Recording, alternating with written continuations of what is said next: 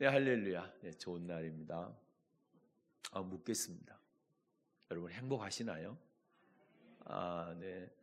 행복하다고 대답해 주셔서 너무 감사합니다. 어떤 분이 이런 말을 하더라고요. 성공은 다 할 수가 없지만 행복은 다 할 수가 있다. 성공하는 것은 모든 사람이 다 성공할 수는 없다라는 거죠.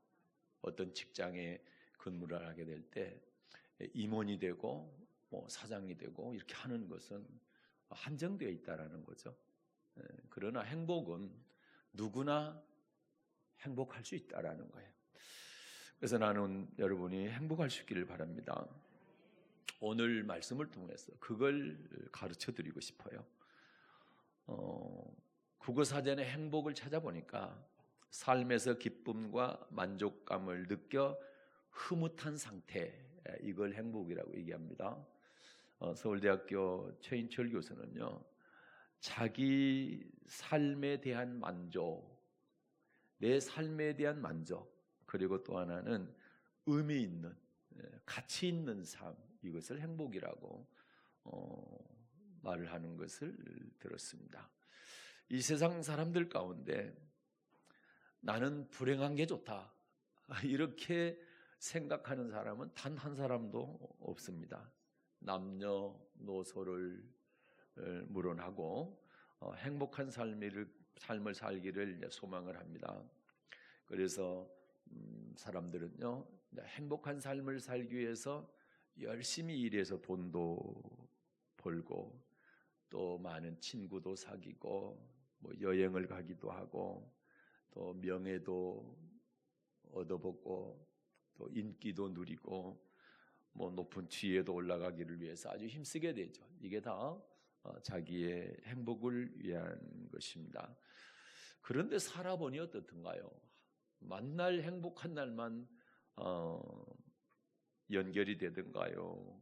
아니면 혹시 힘든 날이 행복한 날보다 더 많던가요?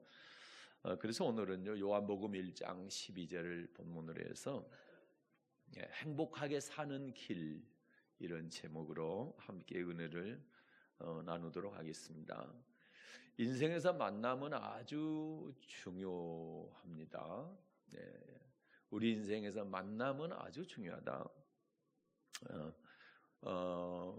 국민들은 조국을 잘 만나야 됩니다. 어느 나라에 태어나냐에 따라서 삶의 질이 아주 천지 차이가 나게 되죠. 또 부모도 잘 만나야 됩니다. 남자는 아내를 잘 만나야 되고 아내는 남편을 잘 만나야 됩니다. 그래야 행복한 인생을 살 수가 있죠. 예를 들어서 여러분, 우리가 대한민국에 태어나지 아니하고 북한에 태어났다 또는 아프리카에 태어났다 한다면 우리 인생이 얼마나 힘들겠습니까? 우리 대한민국은 세계 2차 세계대전 이후에 85개 나라가 독립을 했는데 85개 나라 가운데서 유일하게 산업화와 민주화를 이루는 유일무이한 나라입니다. 그러니까 산업화, 민주화에 성공한 나라인 것이죠. 유일하게. 또 85개 나라 중에서 처음에 독립을 할 때 다 원조를 받았죠. 그런데 원조받던 나라에서 원조를 주는 나라로 바뀐 나라는 우리 대한민국밖에 없습니다. 참 대한민국 대단한 나라입니다. 그래서 여러분, 대한민국에 대해서 헬조선 얘기 제발 그만하시고 좀 제발 감사할 수 있기를 바랍니다. 그리고 자부심을 가질 수 있기를 바랍니다. 우리나라 가장 가난한 사람을 정말로 가난한 나라에서는 부러움의 대상으로 보고 있거든요. 우리는 우리 안에서 자꾸만 상대와 견주어 가지고 나는 불행하다 이렇게 얘기하는데 여러분, 그렇게 생각하면 안 됩니다. 우리나라를 부러워하는 나라들이 너무너무 많습니다. 그래서 여러분, 감사할 수 있기를 바라고 자부심을 가질 수 있기를 바랍니다. 그래서 대한민국에 태어난 것은 너무 큰 축복이다.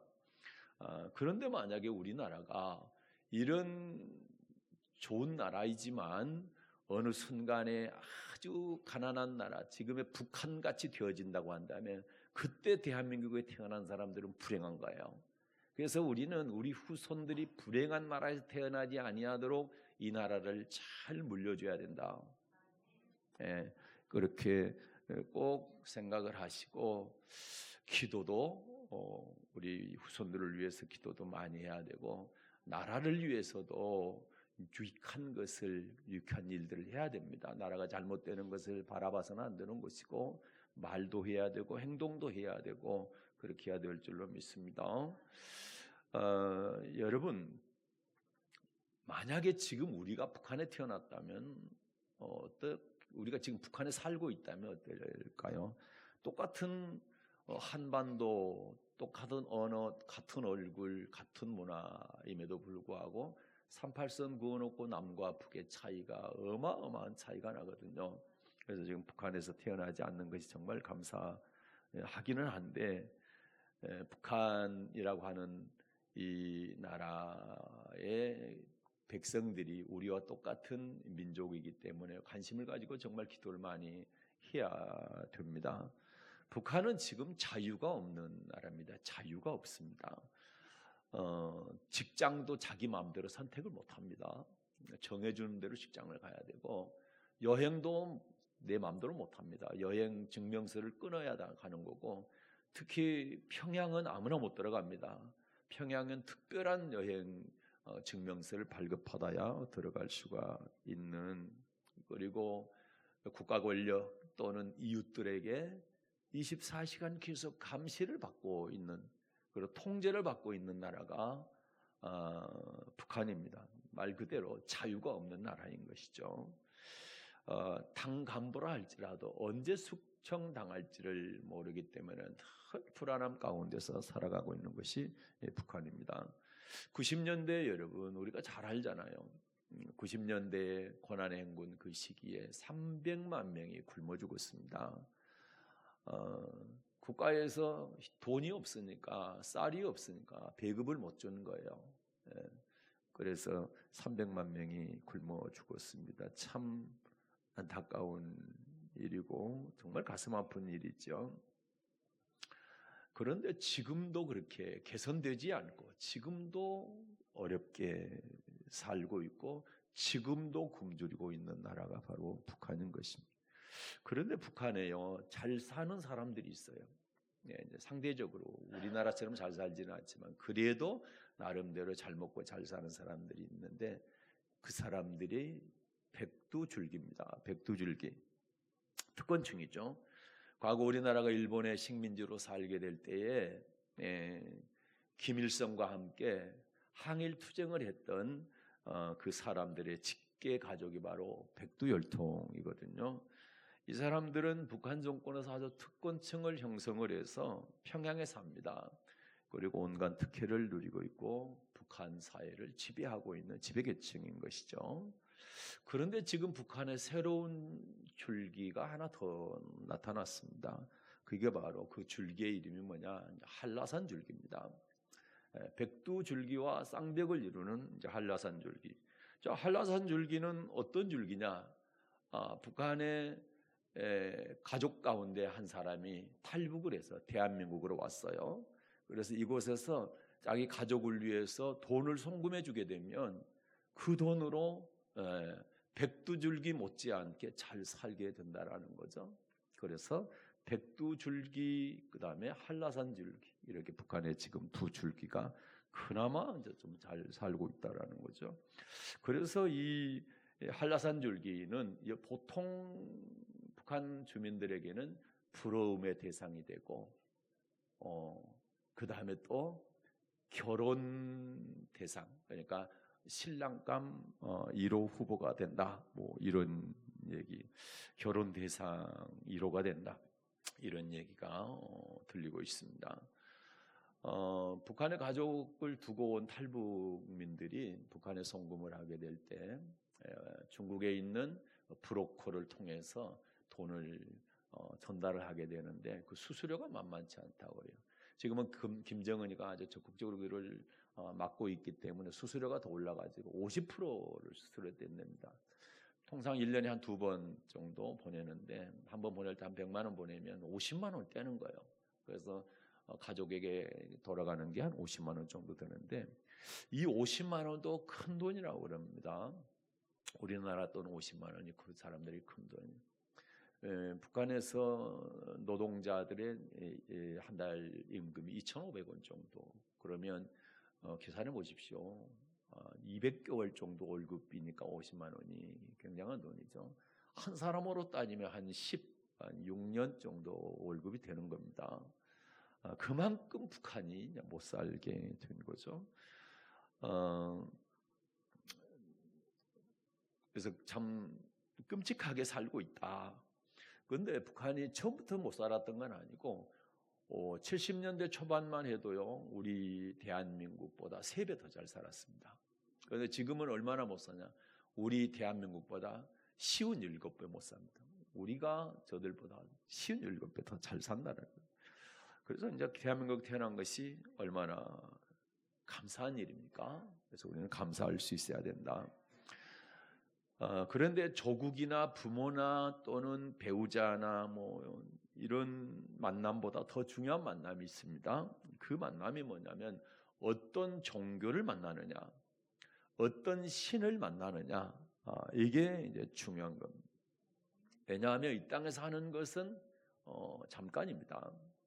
북한에서 아무리 고통을 받고 살아도 100년 이상 살기는 쉽지 않은 거고 100년 안팎이잖아요. 그러나 어떤 종교, 어떤 신을 만나느냐에 따라서 우리의 영혼이 결정되기 때문에 중요한 것입니다.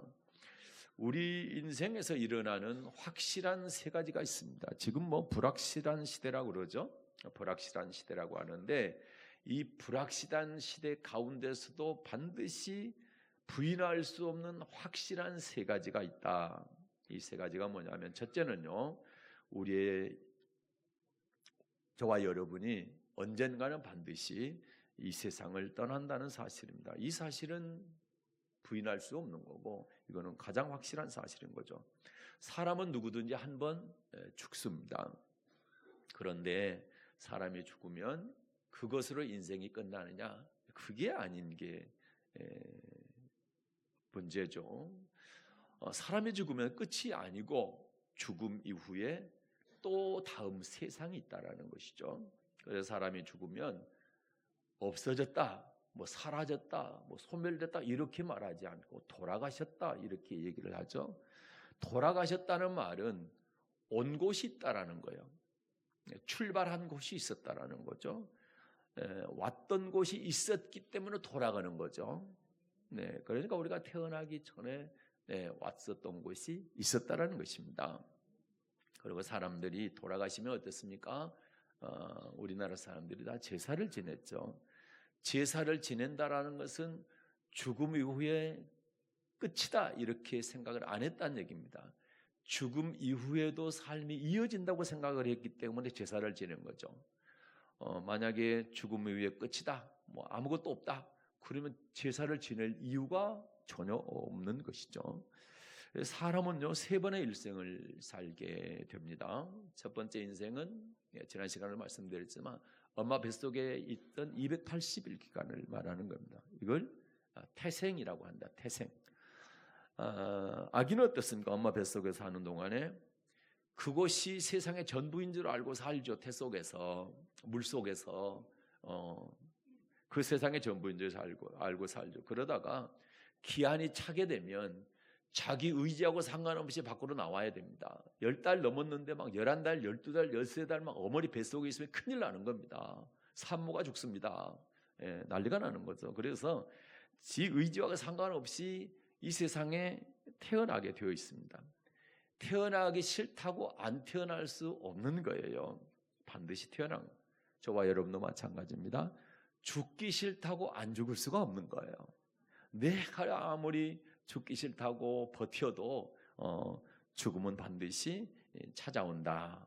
사람은 때가 되면 반드시 죽게 된다는 이 사실을 우리는 부인할 수가 없는 것입니다.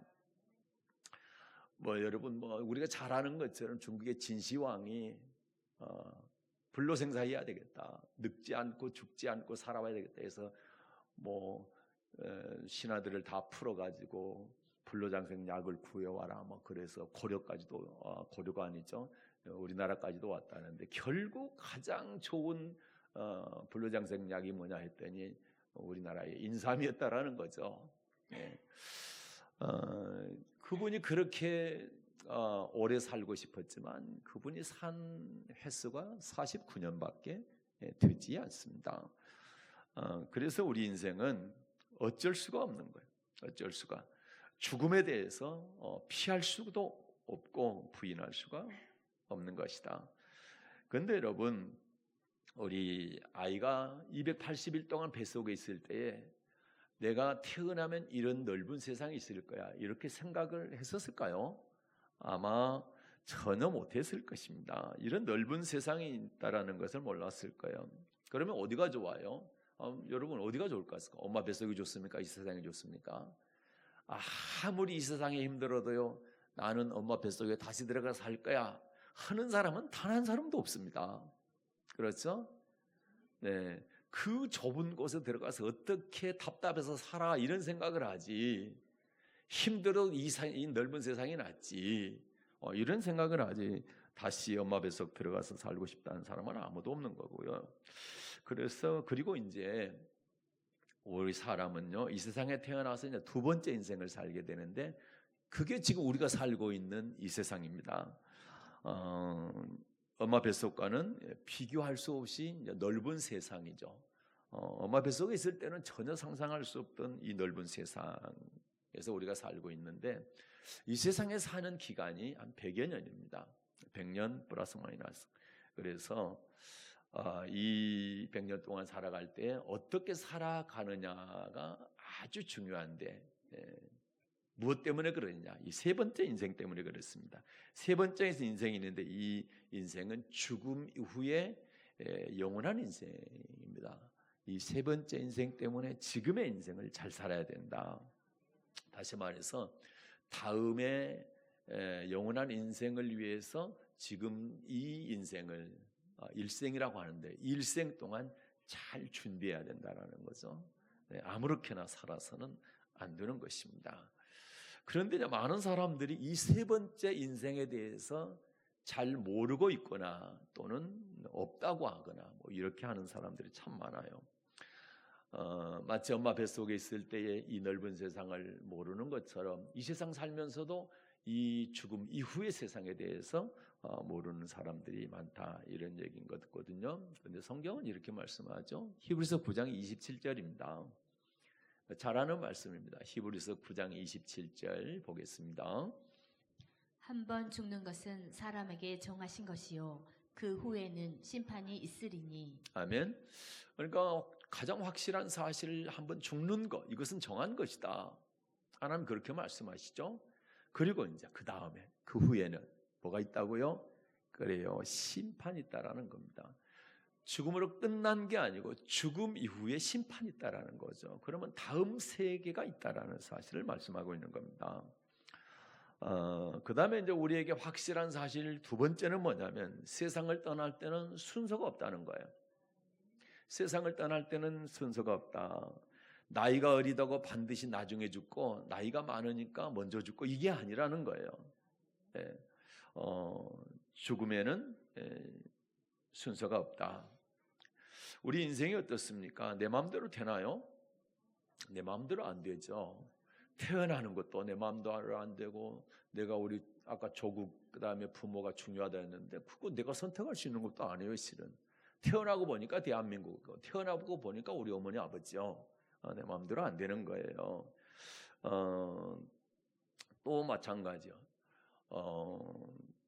인생이 내 마음대로 안 되니까 어떻습니까? 우리는 많은 사람들이 뭘 하냐면 앞으로 불확실해, 내 인생이 내 마음대로 안 돼, 그러니까 보험을 드는 거예요. 보험. 그러죠? 보험 안 드신 분 뭐 거의 없을 거예요.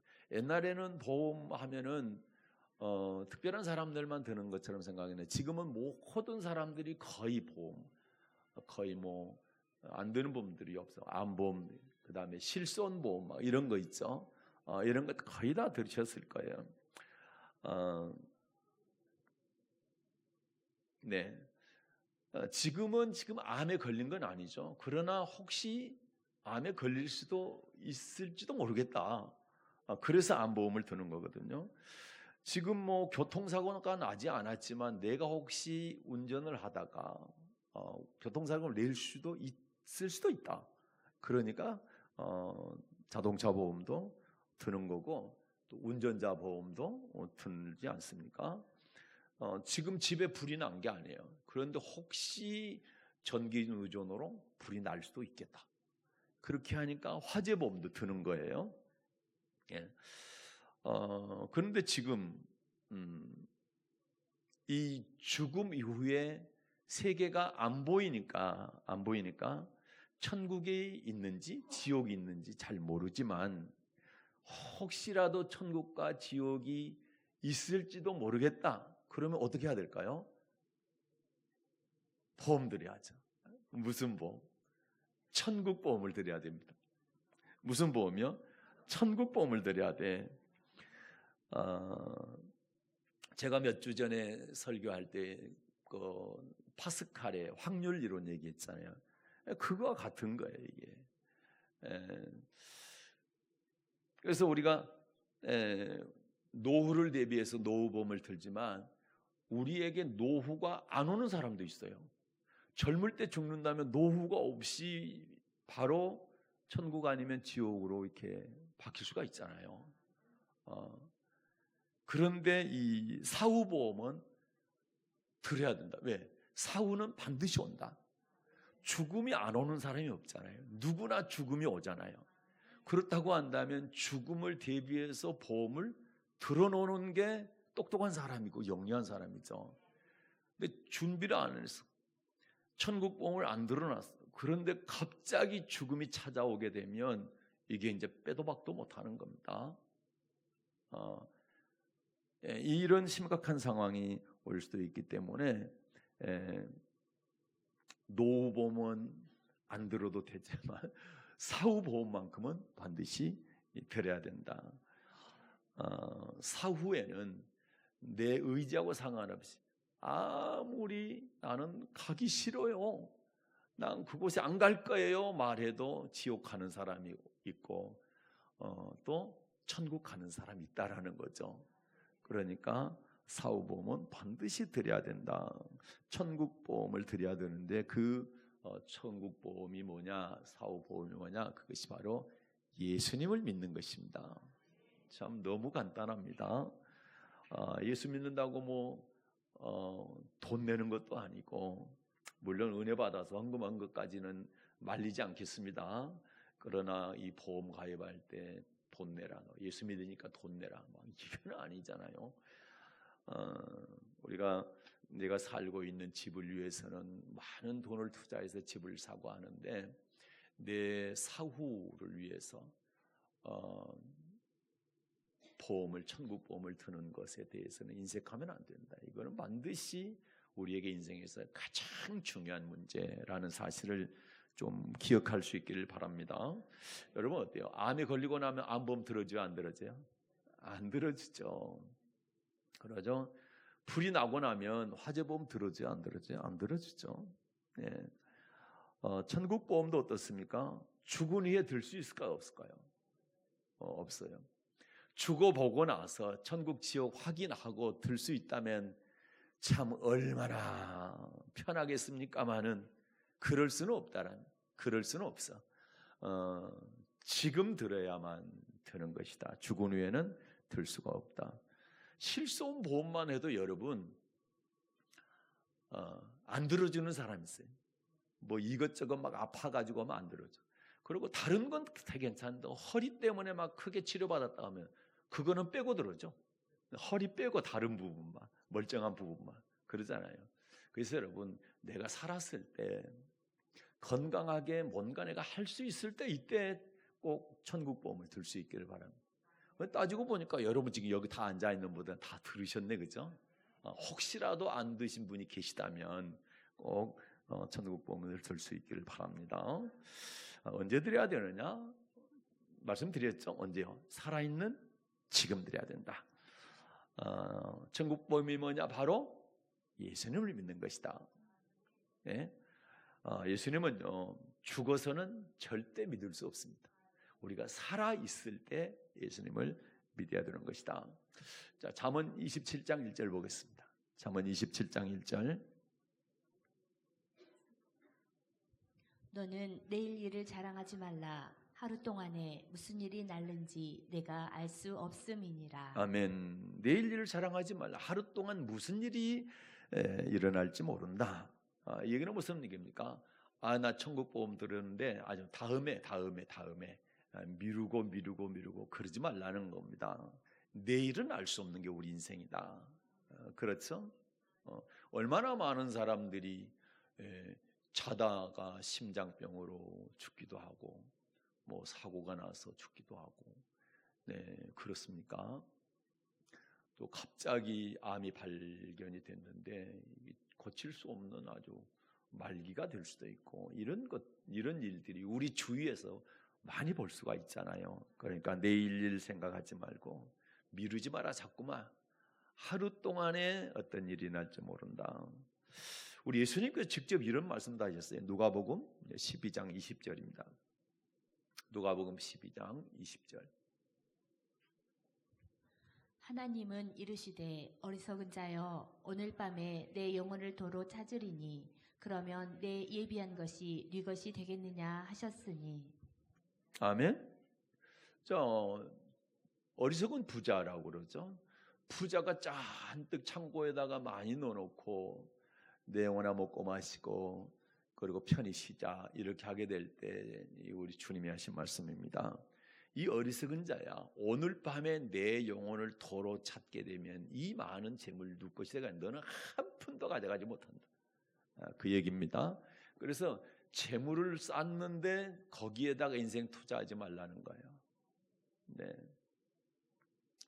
천국을 준비할 수 있는 그런 지혜로운 사람이 되라는 겁니다. 이 땅에 자꾸 쌓기 위해서 사는 것은 이건 어리석은 사람이 하는 일이고, 지혜로운 사람은 천국을 준비하는 사람이다. 이런 말씀이 이 안에 들어있는 거거든요. 우리 인생에서 이제 확실한 세 번째는 뭐냐라고 할 때 죽음 이후에 영원한 세계가 있다는 사실입니다. 많은 사람이 죽음 이후에 있는 세계에 대해서 잘 믿지 않습니다. 그 이유가 뭘까요? 간단합니다. 안 보이니까입니다. 눈에 안 보이니까. 그러면 이제 눈에 보이는 세계만 있을까요, 여러분? 어떻습니까? 우리가 눈에 보이는 세계만 있나요? 제가 두 번째 시간에 눈에 보이는 세계, 눈에 보이지 않는 세계 그때 자세히 말씀드렸습니다만은, 눈에 보이지 않지만 실제로 존재하는 것들이 너무 많습니다. 예를 들어서 공기가 눈에 보입니까, 여러분? 공기가 눈에 안 보이죠. 그렇지만 숨을 쉬어 보면 공기가 있다라는 것을 알 수가 있잖아요. 그리고 전파 눈에 안 보이지만 전파가 가득합니다. 어떻게 알 수 있어요? TV 켜보면 전파가 잡혀가지고 TV가 나오잖아요. 또 핸드폰 해보면 선도 안 보이고 아무것도 안 보이는데 통화가 되잖아요. 그럼 뭐가 있다라는 거예요? 전파가 있다라는 얘기잖아요. 그러죠? 또 우리의 마음에 마음 있죠, 마음. 마음이 눈에 보입니까? 안 보이죠. 그러면 여러분 마음이 있어요, 없어요? 나는 마음 없어. 손 들어봐요. 저도 손 내렸어요. 마음 없는 사람 어디가 있어요? 다 마음을 갖고 있죠. 또 뭐가 있을까요? 사랑이 눈에 보이나요? 안 보이죠. 근데 사랑이 존재해요, 안 존재해요? 존재하죠. 여러분 사랑하며 살잖아요. 가족도 사랑하고 남편도 사랑하고 아내도 사랑하고 옆에 권사님도 사랑하고 목사님도 사랑하고 사랑하며 살잖아요. 사랑이 눈에 안 보이지만 존재하는 겁니다. 냄새요, 냄새. 이따 점심 뭘 준비하셨나? 냄새가 조금 날락말락 하는데 식당에 내려가면 냄새가 나죠. 근데 냄새는 눈에 안 보이잖아요. 그런데 냄새가 나는 것은 뭔가가 무슨 물건인가가 무슨 음식인가가 냄새를 풍기니까 꽃 냄새가 됐든 향기가 됐든 음식 냄새가 됐든 존재하니까 냄새가 나는 거잖아요. 그러니까 눈에 안 보이지만 분명히 존재하는 것들이 눈에 보이는 것보다 더 많다 이 말입니다. 잠을 자면 어때요? 몸은 침대에 누워 있지만 내 의지하고 상관없이 꿈의 세계가 있어요. 나는 꿈 안 꿀 거야. 상관없이 꿈꾸게 되어 있어요. 내가 기억을 못할 뿐이지. 그렇죠? 사람이 죽으면요, 몸은 무덤에 있지만 꿈의 세계와 같은 영적 세계가 존재한다. 이 말씀을 드리고 싶은 거예요. 꿈의 세계가 있는 것처럼 영적인 세계도 있다라는 사실을 꼭 믿으시길 바랍니다. 그래서 예수님 이런 말씀하시죠. 마태복음 25장 46절입니다. 마태복음 25장 46절. 저희는 영벌에 의인들은 영생에 들어가리라 하시니라. 아멘. 저희는 영벌에 의인들은 영생에, 영벌 영원한 지옥을 말하는 거, 영생 영원한 천국을 말하는 것입니다. 영원한 지옥과 영원한 천국이 있다고 예수님께서 말씀하세요. 지금까지 인생의 확실한 세 가지 사실에 대해 말씀을 드리는, 이해가 되시나요? 이해가 잘 되죠? 네. 그러므로 우리가요, 불확실한 미래에 대해서요 대비하려고 일반적으로 우리가 보험도 드는데, 뭐 재보험을 든다든지 무슨 실손 보험을 든다든지 여러 화재 보험을 든다든지 여러 보험을 드는데, 우리 인생의 확실한 사실에 대해서도 정말 철저하게 대비를 해야 되겠죠. 그 사람이 지혜 있는 사람이라는 거죠. 그러면 우리 인생의 확실한 세 가지 사실에 대해서 이제 어떻게 대비를 해야 되느냐라고 할 때, 그 대비가 바로 예수님을 믿는 것이다. 그래서 예수님을 믿으면 우리의 인생의 세 가지 문제가 한꺼번에 풀리게 됩니다. 그래서 우리가 꼭 예수를 믿어야 되는 이유 세 가지를 간단하게 말씀드릴게요. 첫째는 예수님을 믿어야 하나님의 자녀가 되기 때문에 그렇습니다. 예수님을 믿어야 하나님의 자녀가 됩니다. 부모님의 집에는 자녀들이 살 수가 있죠. 부모님들이 자녀들한테 너 우리 집 살면 안 돼 하는 부모는 아무도 없어요.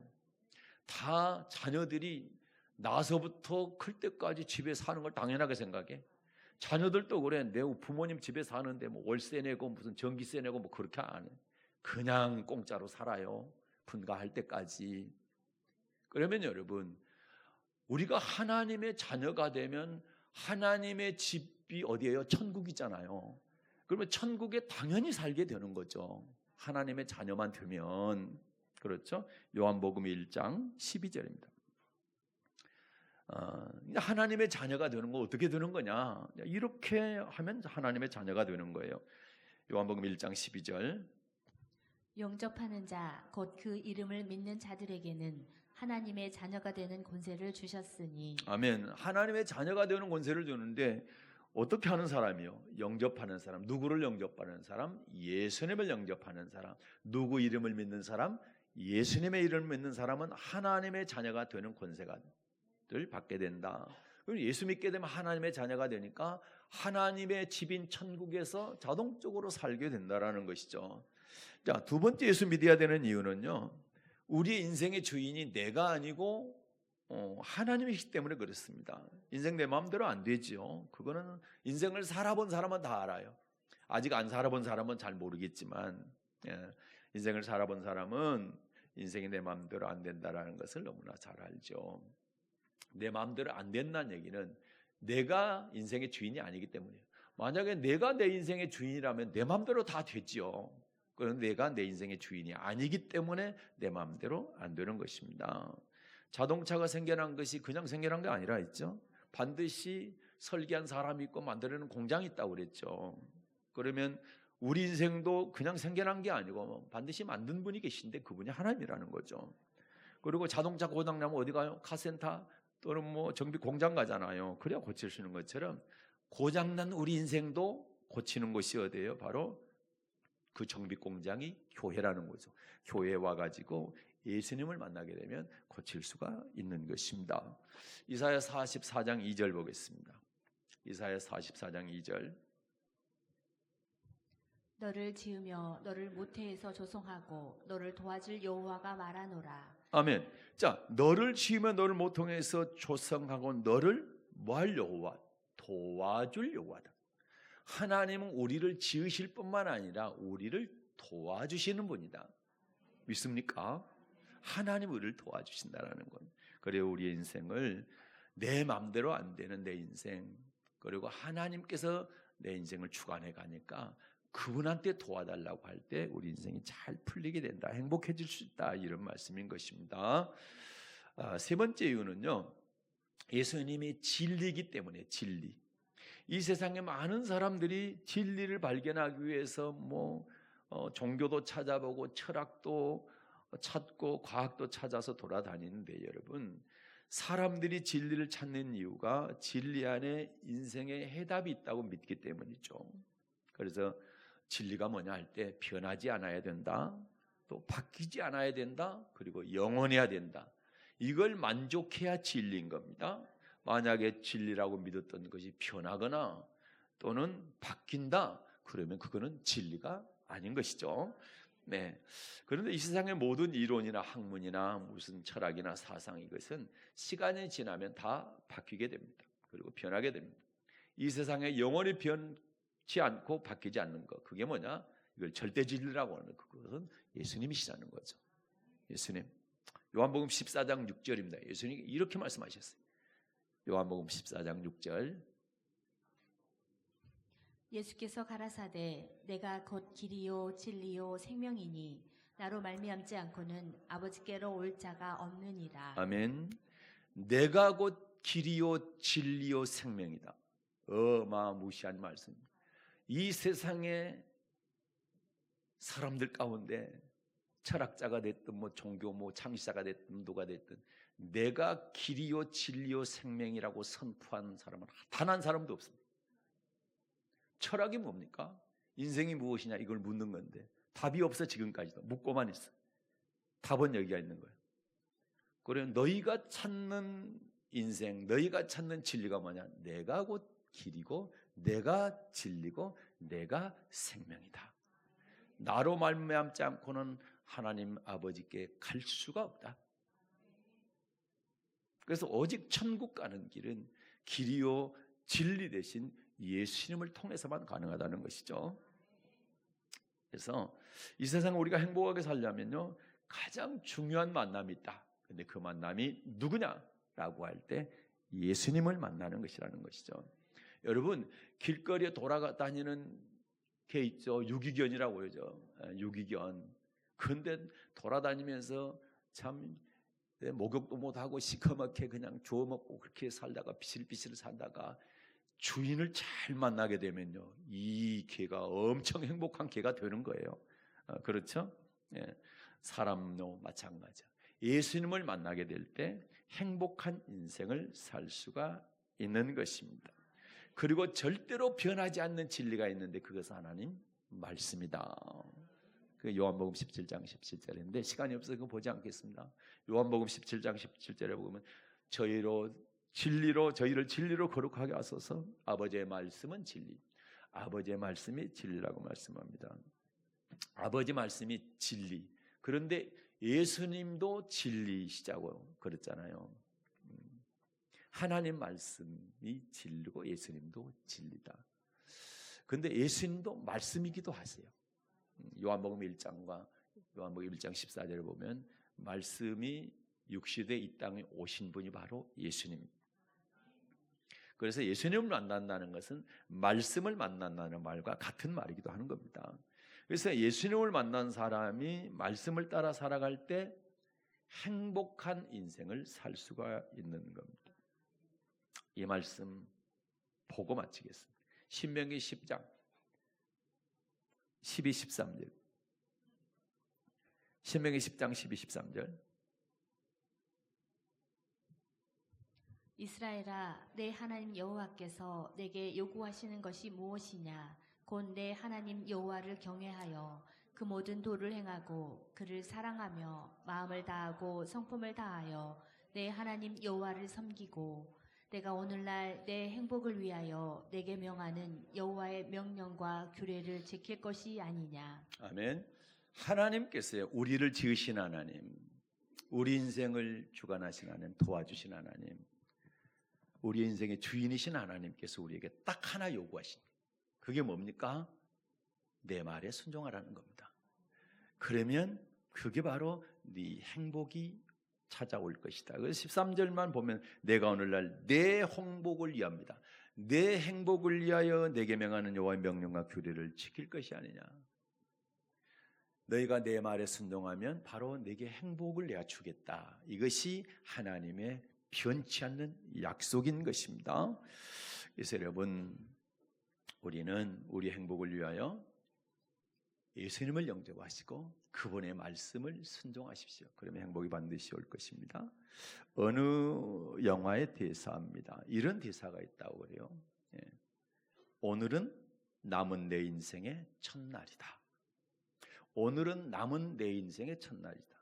근데 저는 이 말을 이렇게 바꾸고 싶습니다. 예수님을 선택한 것은, 예수님을 선택한 오늘은 내 남은 인생의 행복의 첫날이다. 은혜로우신 하나님 아버지, 은혜와 사랑을 감사